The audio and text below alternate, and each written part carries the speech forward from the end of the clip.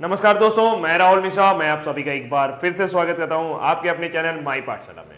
तो इस मॉर्निंग आप देख रहे हैं करंट अफेयर्स, और करंट अफेयर्स के लिए आज जो तारीख है वो है 6 अप्रैल। और जैसा कि आपको पता है कि इस वीडियो में आपको मिलेगा डिटेल, फिर हम लोग करेंगे वन लाइनर और फिर उसके बाद क्विज। तो दोस्तों, सबसे पहली बात तो आप सभी जो भी हैं, जो करंट अफेयर्स के लिए तैयारी कर रहे हैं या जो भी अपने एग्जाम्स के लिए प्रिपरेशन कर रहे हैं, वो बिल्कुल भी परेशान मत हुआ करें। वो बिल्कुल भी चीज़ों को अदरवाइज तरीके से मत लें और प्रॉपर आप करंट अफेयर्स को रेगुलरली फॉलो करते चले जाएं। ज़्यादा याद करने की कोशिश मत करें। ये तरीका इस तरीके का है कि अगर आपने एक बार सुन भी लिया और उसे देख भी लिया, अगर आपने पिक्चर भी देख ली, तो निश्चित रूप से आपके पास जब ऑप्शन आएंगे तो आप उसे कर पाएंगे। रही बात मार्च के पूरे करंट अफेयर्स के लिए, तो मार्च का 100 एमसीक्यू वाला करंट अफेयर्स 7 अप्रैल को शाम तक आपके पास आ जाएगा और वो वीडियो अपलोड हो जाएगा। उसके ऊपर हम लोग काम कर रहे हैं और पूरा वीडियो जो 100 इंपॉर्टेंट करंट अफेयर्स मार्च के बन सकते हैं, उसका वीडियो आपको मिल जाएगा।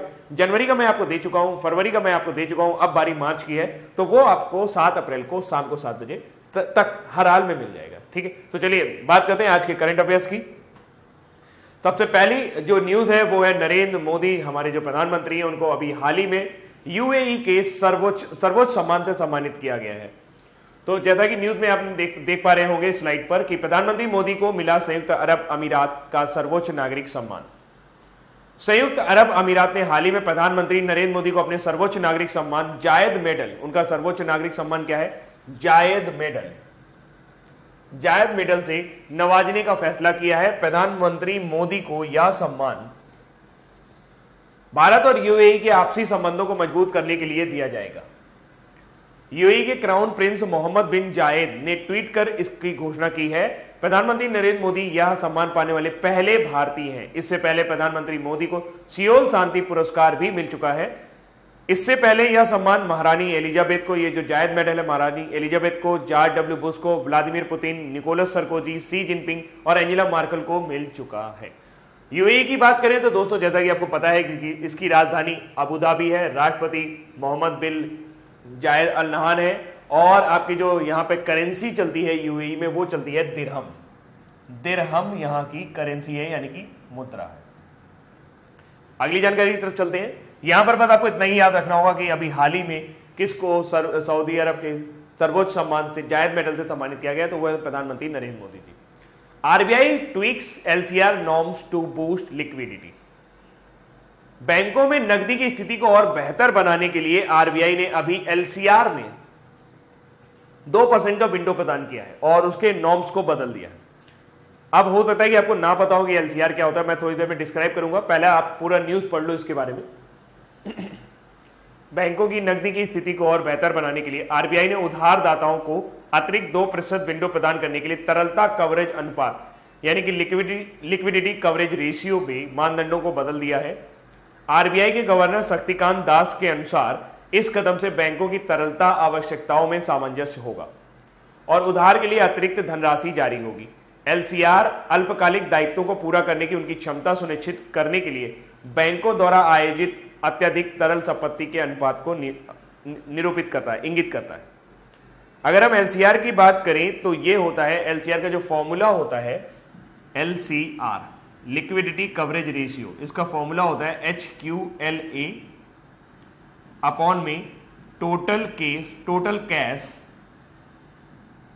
फ्लो इन बैंक, 30 डेज में कैलकुलेट होता है। HQL क्या होता है, high quality liquid asset. High quality liquid asset उन परिसंपत्तियों को कहा जाता है, उन संपत्तियों को कहा जाता है जिसे कोई भी बैंक अगर उसको तुरंत जरूरत पड़े तो वो उसका कितना पार्ट तुरंत कैश में कन्वर्ट कर सकता है। ये ट्रेजरी भी बॉन्ड भी हो सकते हैं, ये गोल्ड भी हो सकता है, ये किसी को दिया गया उधार भी हो सकता है।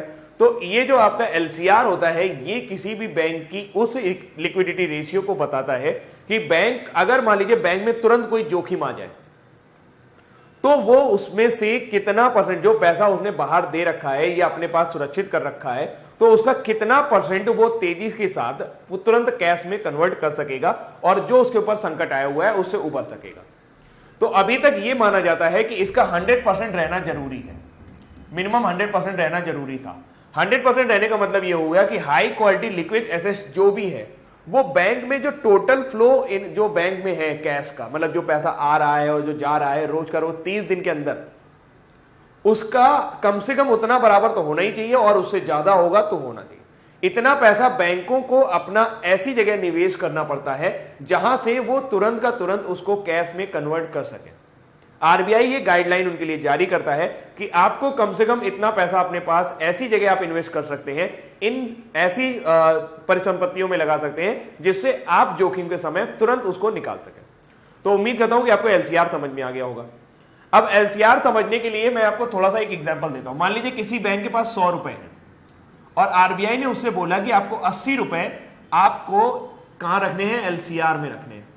अगर कोई बैंक 100 रुपए में से 80 रुपए एलसीआर में रखता है तो 80 रुपए वो इन्वेस्ट तो कर सकता है, लेकिन ऐसी जगह इन्वेस्ट कर सकता है जहां से अगर उसको जरूरत पड़ जाए तो तुरंत का तुरंत वो उसको वापस पा सके। और ऐसा करने की वजह से अब उसके पास जो विंडो बचती है, मतलब बाकी लोगों के लोन बांटने के लिए, तो 20 रुपए बचते हैं। ये जो 20 रुपए हैं वो बाकी जगह घुमा सकते हैं, वो किसी को भी दे सकते हैं। उसके लिए जो पब्लिक सेक्टर के जो लोन होते हैं, जो आप लोगों को, ये आपको होम लोन, गाड़ी लोन, ये सब जो मिलता है, ये सब उसी 20 रुपए से आएगा। अब यहां पर 2% का विंडो दे दिया गया, मतलब यह है कि अब उनको यहां पर 78 रुपए अपने पास रखेंगे और 22 रुपए घुमाएंगे। ये चीज आपको समझ में आ रही? तो 2% का उन्होंने विंडो दे दिया। इससे क्या होगा, इससे बैंक मार्केट में लिक्विडिटी बढ़ेगी। पहले 20 रुपए मार्केट में लोन के लिए आ रहे थे, अब लोन के लिए मार्केट में कितने रुपए आएंगे, 22 रुपए आएंगे। ये बहुत ही ज्यादा टेक्निकल टर्म है, इसमें बेसल 3 के लेवल 1, लेवल 2, लेवल 3 इन्वॉल्व होते हैं, लेकिन मैंने आपको बहुत आसान भाषा में समझाने की कोशिश की है ताकि आपको एलसीआर समझ में आ जाए। अदरवाइज ये न्यूज आपकी किसी काम की ना रहती। अभी हाल ही में जिस रेट में, जिस रेशियो में बदलाव किया गया है वो है लिक्विडिटी कवरेज रेशियो, जिसको कहा जाता है तरलता कवरेज अनुपात। तरलता बैंकिंग टर्म्स में तरलता उस पैसे को कहते हैं जिसको तुरंत फ्लो किया जा सके, जिसको तुरंत इधर से उधर तक ट्रांसफर किया जा सके, या आप कह सकते हैं उसको एग्जैक्टली कैश कहा जाता है, कितना पैसा कैश में। तो उम्मीद करता हूं ये चीज आपको समझ में आ गई होगी। आरबीआई के गवर्नर है शक्तिकांत दास, तो ये थोड़ा सा आपको ध्यान में रखना होगा। अब हम लोग चलते हैं अभी के बारे में, जैसे कि आपकी सीआरआर वर्तमान समय में कितना है। सीआरआर आपका है कैश रिजर्व रेशियो, सीआरआर 4% है। रेपो रेट की बात करें तो वो 6.25% है।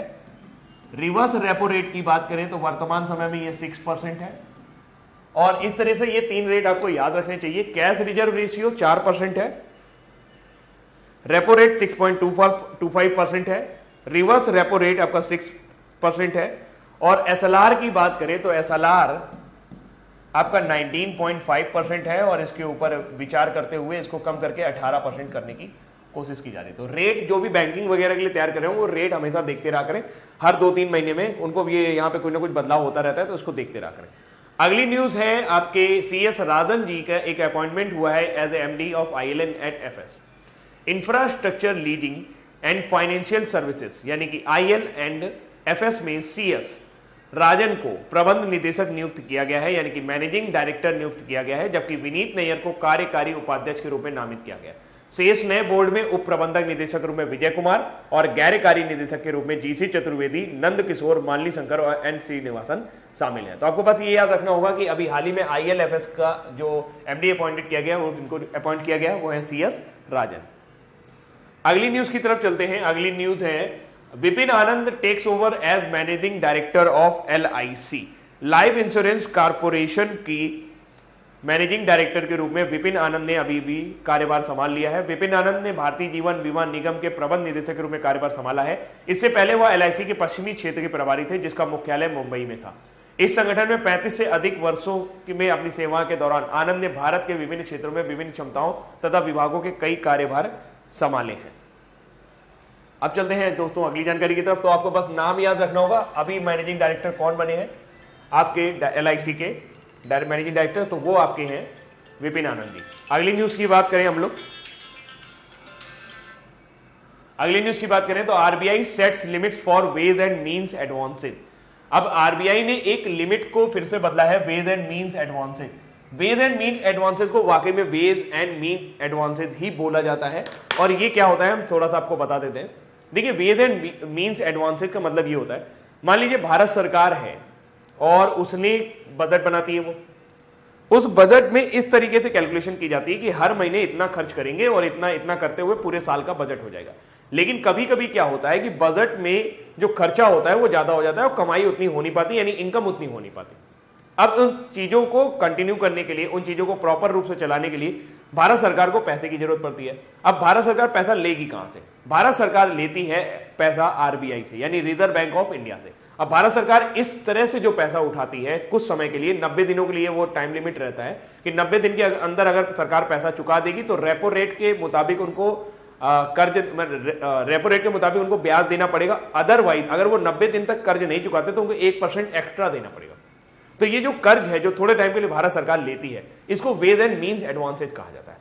आरबीआई अभी तक जो लिमिट थी वो 70,000 करोड़ रुपए तक का वेज एंड मीन एडवांसेज सरकार को दे सकती थी, लेकिन अब इसमें थोड़ा सा परिवर्तन किया गया है और अब इसकी जो जो सीमा है वो 75,000 करोड़ रुपए निर्धारित की गई है। यदि भारत सरकार WMA सीमा का 75% उपयोग कर लेती है, कभी कभी कर लेती है, मान लीजिए 75% उसने यूज कर लिया, तो फिर भी और जरूरत पड़ रही है तो आरबीआई फिर से इन चीजों को बदल सकता है।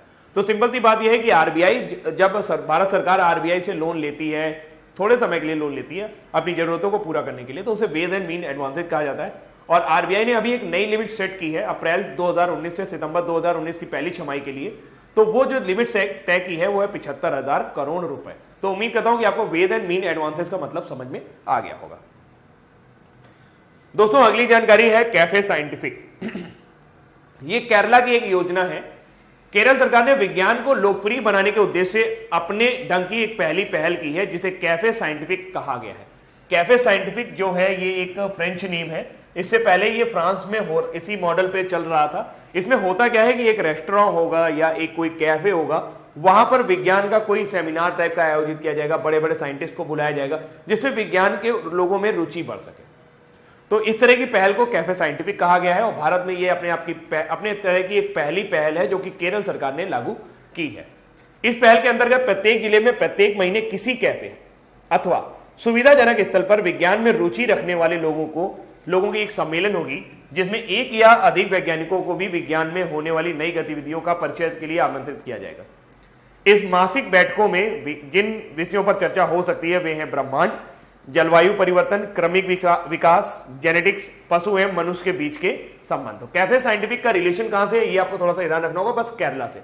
सबसे पहले ये फ्रांस में चलाया गया था। अब केरला की न्यूज आई है तो थोड़ा सा केरला के बारे में बात कर लेते हैं।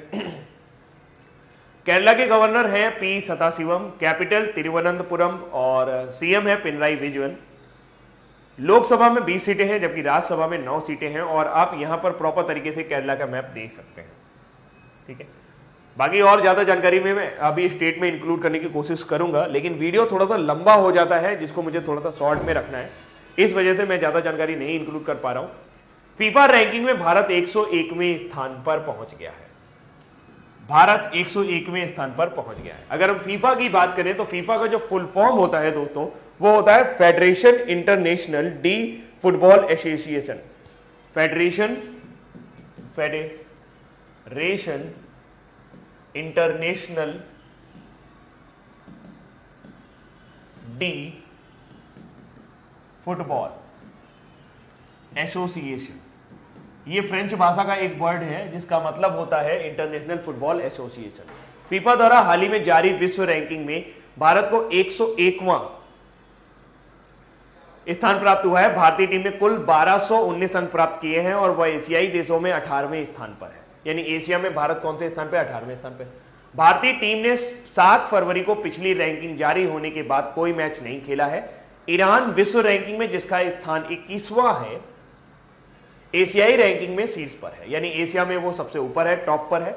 उसके बाद जापान 26वां स्थान है, दक्षिण कोरिया का 37वां स्थान है, ऑस्ट्रेलिया 41 और कतर 55वें स्थान पर नंबर आता है। फीफा रैंकिंग में टॉप 3 टीमों के स्थान में कोई परिवर्तन नहीं हुआ है। बेल्जियम 1737 अंकों के साथ आज भी पहले स्थान पर है, फ्रांस 1734 अंकों के साथ दूसरे स्थान पर है और ब्राजील 1676 अंकों के साथ तीसरे नंबर पर है। फीफा द्वारा मार्च 2018 में जारी रैंकिंग में भारत 100वें स्थान के भीतर 99 पर पहुंच गया था, लेकिन भारत का यह स्थान ज्यादा समय तक बरकरार नहीं रह सका और अगली ही रैंकिंग में 103 नंबर पर पहुंच गया। फीफा रैंकिंग में जो भारत की सबसे अच्छी रैंकिंग है वो 94 है, जो उसे 1996 में मिली थी। अब तक इससे ज्यादा ऊपर भारत नहीं पहुंच पाया है। 94 रैंकिंग थी जो उसे 1996 में मिली थी। तो अभी आपको जो यहाँ पर न्यूज बन सकती है वो यही है जो आपके लिए इंपॉर्टेंट है कि फीफा रैंकिंग में भारत को अभी कौन सा स्थान मिला है, तो 101वां स्थान मिला है। फीफा के जो अध्यक्ष हैं जो वो हैं जियानी इन्फेंटिनो, तो नाम याद रखिएगा, जियानी इन्फेंटिनो। अच्छा, भारत और अफ्रीका कृषि एवं ग्रामीण विकास संस्थान की स्थापना, नाबार्ड की कंसल्टेंसी फर्म जिसे नाबार्ड कॉस कहते हैं, नाबार्ड का फुल फॉर्म है national bank for agriculture and rural development, establish हुआ था 1982 में। अभी हाल ही में इसके और अफ्रीका सरकार के बीच में एक कंसल्टेंसी फर्म को बनाते हुए एक और इसी तरह का बैंक अफ्रीका में डेवलप किया जा रहा है। तो विदेश मंत्रालय ने national bank for agriculture and rural development consultancy services, यहां कंसल्टेंसी सर्विसेज और लिख लीजिएगा, के साथ मलावी में भारत अफ्रीका कृषि ग्रामीण विकास संस्थान के लिए समझौते पर हस्ताक्षर किए हैं। भारत का मतलब इंडियन, अफ्रीका का मतलब अफ्रीकन, कृषि का मतलब हो गया agricultural, Indian Indo African institute for agriculture and rural development, तो ये हो गया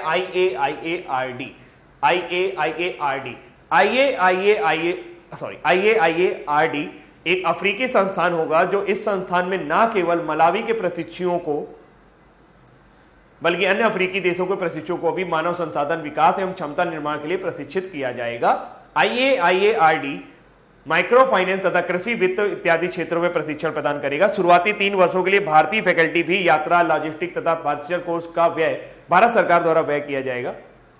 IAIARD अफ्रीका में भारत सरकार द्वारा शुरू की गई इस प्रकार की प्रथम पहल है और इससे भारत और मलावी के बीच के संबंधों में स्थिरता आएगी और मजबूती आएगी। तो IAIARD का आपको फुल फॉर्म याद रखना होगा, नाबार्ड का फुल फॉर्म याद करना पड़ेगा। नाबार्ड एक तरह का डेवलपमेंट बैंक है भारत में, और डेवलपमेंट बैंक एक्जिम है, सिडबी है, और इसकी स्थापना 12 जुलाई 1982 में 1982 में मुंबई में हुई थी। तो इतनी जानकारी आपको ध्यान रखनी होगी। अभी हाल ही में भारत सरकार ने और नाबार्ड ने मिलकर, भारत सरकार और आपके मलावी सरकार ने मिलकर जो कृषि बैंक की स्थापना की है, इसका जो काम है वो कृषि से जुड़े हुए ऋण को प्रोत्साहन देना, कृषि से जुड़े हुई जो भी रोजगार है उनको बढ़ाने की कोशिश करना रहेगा।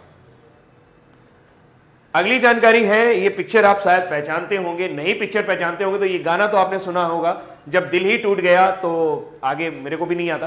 तो Kundan Saigal life and music नाम एक किताब लिखी गई है और इसके लेखक हैं आपके शरद दत्त। शरद दत्त, इस पुस्तक में महान गायक KL सहगल की रचनाओं को जीवंत किया गया है। इस पुस्तक को KL सहगल की जन्म तिथि को 4 अप्रैल 2019 को जारी किया गया। KL सहगल के कुछ लोकप्रिय गीत हैं, जब दिल ही टूट गया, एक बंगला बने न्यारा, दुनिया में हूं, दुनिया का तलबगार नहीं हूं इत्यादि। ये बहुत सारे फेमस गाने थे। तो उनके ऊपर उनकी लाइफ स्टाइल पे एक पुस्तक लिखी गई, Kundan Saigal's life and music. तो ये पुस्तक के लेखक कौन है? इस पुस्तक के लेखक है शरद दत्त। चलते हैं अगली न्यूज की ओर। दोस्तों अगली न्यूज है शिकागो से। शिकागो अमेरिका के इलियान प्रांत यानी कि इलियान स्टेट का एक शहर है और ये विश्व का सबसे बड़ा रेलवे जंक्शन जो है वो शिकागो में है। यहां लगभग 30 से भी ज्यादा रेलवे ट्रैक आते हैं। तो विश्व का सबसे बड़ा रेलवे जंक्शन कहां है? शिकागो में। शिकागो कहां है? अमेरिका में। और ये किस प्रांत यानी किस स्टेट के अंतर्गत आता है? इलियान के अंतर्गत आता है। शिकागो ने पहली बार मेयर के रूप में एक अफ्रीकी अमेरिकी महिला का चुनाव करके इतिहास रच दिया है। 56 वर्षीय पूर्व संघीय अभियोजक और प्रैक्टिसिंग वकील लोरी लाइटफुट, नाम है उनका लोरी लाइटफुट, और ने बड़े अंतर से शहर के महापौर की दौड़ में विजय प्राप्त की है। लाइटफुट मेयर रहम एमानुएल का स्थान लेंगी। लाइटफुट में के प्राथमिक प्रस्तावों में किफायती आवास तक पहुंच बढ़ाना, अपराध को कम करना के लिए सार्वजनिक सुरक्षा कार्यालय बनाना और पुलिसिंग में सुधार करना और बेघर होने की स्थिति से निपटने के लिए अचल संपत्ति का हस्तांतरण कर के माध्यम से आगे बढ़ाना भी शामिल है। तो यहां पर अगर हम बात करें तो ये मिशिगन जो आपका शिकागो है, ये मिशिगन झील का नाम आपने सुना होगा। मिशिगन अमेरिका की बहुत बड़ी झील है, उसी के कोने पर ये बसा हुआ एक शहर है और ये अमेरिका का तीसरा सबसे बड़ा आबादी वाला शहर है। तो दोस्तों ये थे आज के हमारे कोई डिटेल सेक्शंस। और अब बात करेंगे हम लोग वन लाइनर की। विदेश मंत्रालय ने national bank for agriculture and rural development services के साथ कहां पर भारत अफ्रीका कृषि व ग्रामीण विकास संस्थान के लिए एक समझौते पर हस्ताक्षर किए हैं। तो दोस्तों वो है अफ्रीका का Malawi. Kundan Saigal's life and music नामक पुस्तक के लेखक कौन है? शरद दत्त। KL सहगल एक फेमस सिंगर थे और उनका हमने गाना भी सुना होगा, केरल सरकार ने विज्ञान को लोकप्रिय बनाने के उद्देश्य से एक अपने ढंग की कौन सी नई पहल आरंभ की है? तो ये है कैफे साइंटिफिक। ये जो पूरा वर्ड लिखा हुआ है, ये पूरा का पूरा ये वर्ड फ्रेंच वर्ड है। फीफा द्वारा हाल ही में जारी विश्व रैंकिंग में भारत को कौन सा स्थान प्राप्त हुआ है? तो फीफा द्वारा जारी हाल ही में विश्व रैंकिंग में भारत को 101वां स्थान प्राप्त हुआ है। 103 से 101 हो गया है, 2 स्थान की छलांग लगाई है। संयुक्त अरब अमीरात ने हाल ही में प्रधानमंत्री नरेंद्र मोदी को अपने कौन से सर्वोच्च नागरिक सम्मान से सम्मानने का फैसला किया है? तो वो है दोस्तों जायद मेडल। जायद मेडल संयुक्त अरब अमीरात का सर्वोच्च नागरिक सम्मान है। हाल ही में किसको infrastructure leasing and financial services ILFS का प्रबंध निदेशक नियुक्त किया गया है? तो उनका नाम है CS राजन। बैंकों में नकदी की स्थिति को और बेहतर बनाने के लिए RBI ने उधारदाताओं को कितने प्रतिशत अतिरिक्त विंडो प्रदान करने के लिए तरलता कवरेज अनुपात यानी कि लिक्विडिटी कवरेज रेशियो के मानदंडों को बदल दिया है? तो उन्होंने 2% का विंडो दे दिया है, यानी कि पहले जो 100% रहा करता था कि आपको उतना तो मेंटेन करना ही पड़ेगा, अब 98% का विंडो उनको मिल गया है। हाल ही में किसे भारतीय जीवन बीमा निगम के प्रबंध निदेशक के रूप में कार्यभार संभाला है? तो वो है विपिन आनंद जी ने अभी हाल ही में निदेशक के रूप में कार्यभार संभाला है। भारतीय रिजर्व बैंक ने भारत सरकार के परामर्श से वित्तीय वर्ष 2019-20 की पहली छमाही के लिए वेद एंड मीन्स अग्रिम WMA, ये वर्ड आप जरूर देखिएगा, निर्धारित की है। तो वो अब 75,000 करोड़ रुपए, पहले ये लिमिट 70,000 करोड़ रुपए थी। सरकार इतने तक का कर्ज RBI से ले सकती थी।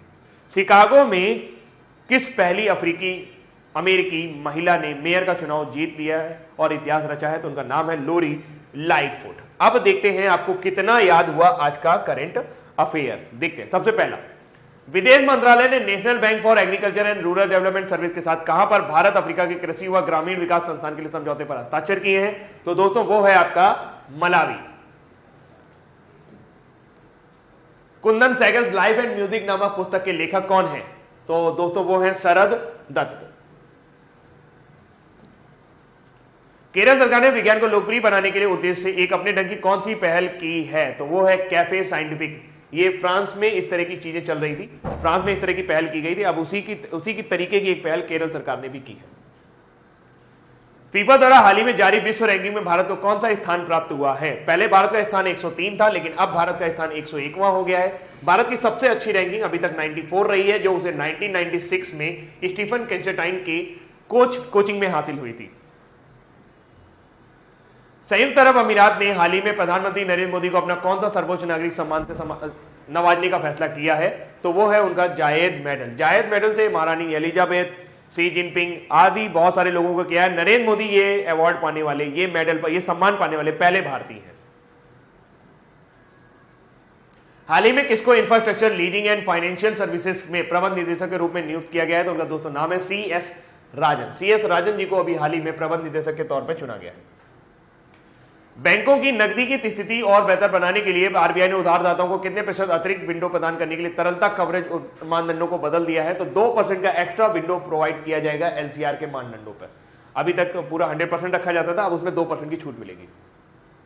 हाल ही में किसने भारतीय जीवन बीमा निगम के प्रबंध निदेशक के रूप में कार्यभार संभाला है? तो वो है आपके विपिन आनंद। विपिन आनंद जी ने अभी हाल ही में LIC के मैनेजिंग डायरेक्टर के रूप में अपना कार्यभार संभाल लिया है।